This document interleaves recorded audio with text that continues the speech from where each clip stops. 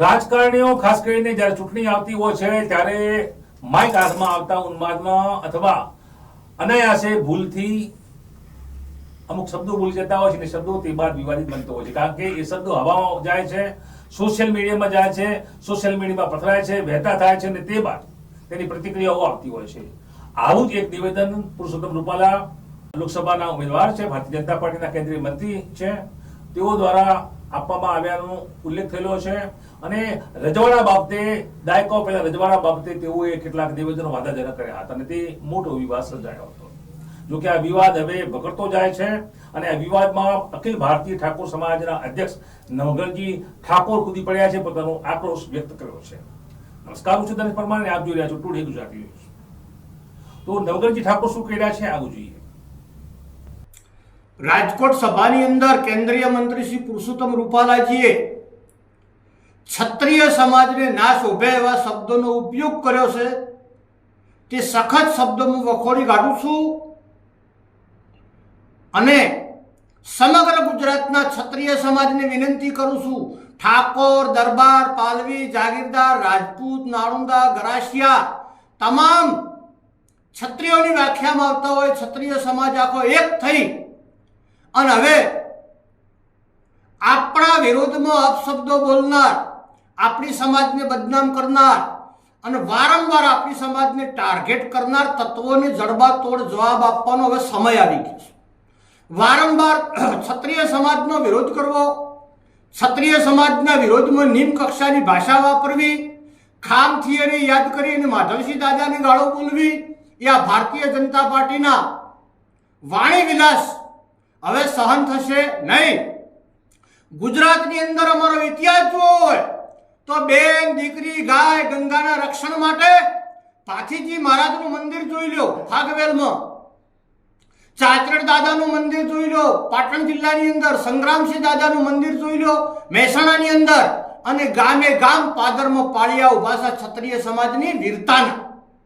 એટલે અમારા વિરોધમાં વાણી વિલાસ ના કરો. તમારે કોંગ્રેસની જેટલી ગાળીઓ બોલવી એટલી બોલો, વિરોધ પક્ષની જેટલી ગાળીઓ બોલવી એટલી બોલો, પણ મહેરબાની કરીને અમારા ક્ષત્રિય સમાજને ટાર્ગેટ ના કરો તેવી વિનંતી કરું છું.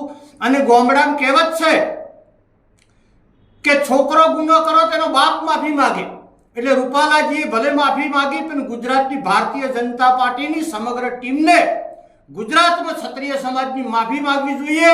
અને લોકો માફી ના માગે તો આવતા સમયની અંદર ગામડામાં મત માંગવા આવે ક્ષત્રિયોના ગામમાં, તે ટાઈમે તમામ ક્ષત્રિયોને હું વિનંતી કરું છું કે આ ભારતીય જનતા પાર્ટીના આગેવાનોને જડબાતોડ જવાબ આપજો. અને અમારી સહન શક્તિની હવે હદ આવી ગઈ છે. અમને વધારે પડતા તો હેરાન અમને સતાવવામાં આવશે, અમારી બેન દીકરી વિરોધમાં ટિપ્પણ કરવામાં આવશે, તો ગુજરાતમાં અમને પણ હોળી રમતા આવડે છે રંગોની. અમે સુરવીર છીએ, અમે વીરતાવાળા છીએ, ક્ષત્રિયો છીએ. હજી અમારી જૂની પરંપરા અમે ભૂલ્યા નથી. વર્તમાન સમયમાં કલમ અપનાવી છે, પણ જ્યારે અમારી સમાજ ઉપર અપશબ્દોનો મારો થશે ત્યારે તલવાર ઉઠાવતો પણ અમને શરમ નહીં આવે તેવી સૂચના આપું છું. અને સમગ્ર ક્ષત્રિય સમાજને એક થવા માટે વિનંતી કરું છું. સૌને જય જય ગરવી ગુજરાત, જય ભવાની.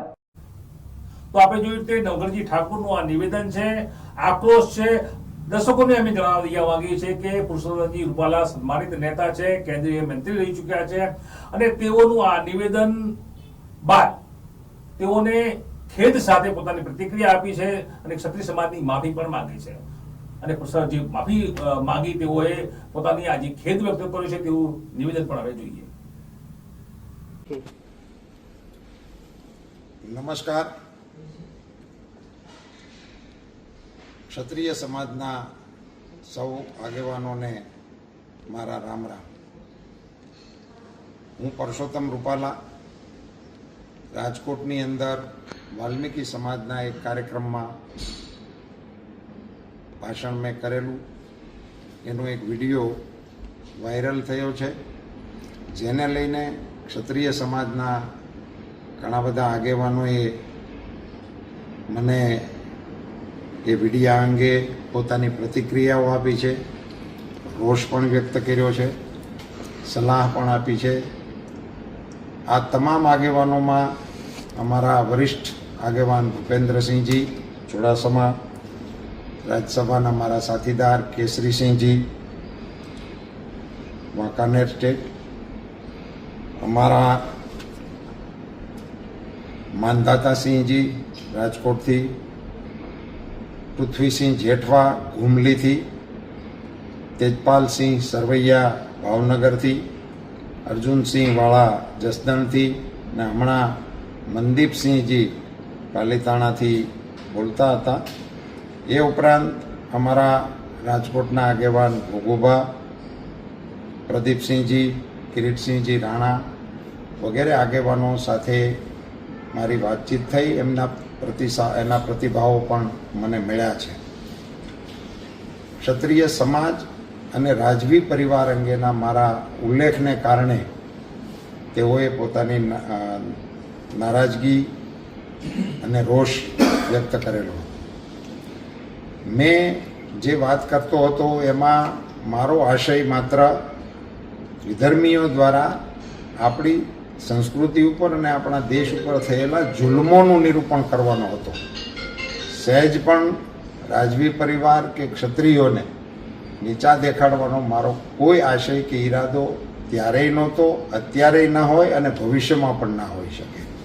તેમ છતાં આ મારા વિડીયો થકી કે મારા આ પ્રવચનના ઉલ્લેખ થકી કોઈ પણની લાગણી દુભાઈ હોય તો હું દિલગીરી વ્યક્ત કરું છું, દિલથી માફી માગું છું અને ક્ષત્રિય સમાજની ગરિમા અને ગૌરવની ખેવના ધરાવતો હોવાને કારણે આ માત્ર ચૂંટણીલક્ષી વાત નથી, પણ કાયમી ધોરણે આ પ્રકારના વિષયો પ્રત્યે મને પણ કોઈ પણ પ્રકારનું મનમાં ઓછપ કે ઉણપ લાવવા જેવું કે એમને કોઈને એમની ગરિમાને ઘસરકો પહોંચાડવાનો મારો કદી ઈરાદો ન હોય એવી મારી નમ્ર સ્પષ્ટતા કરું છું અને આપ સૌને આ વિષયને અહીંયા પૂરો કરવા માટેની વિનંતી કરું છું. ધન્યવાદ.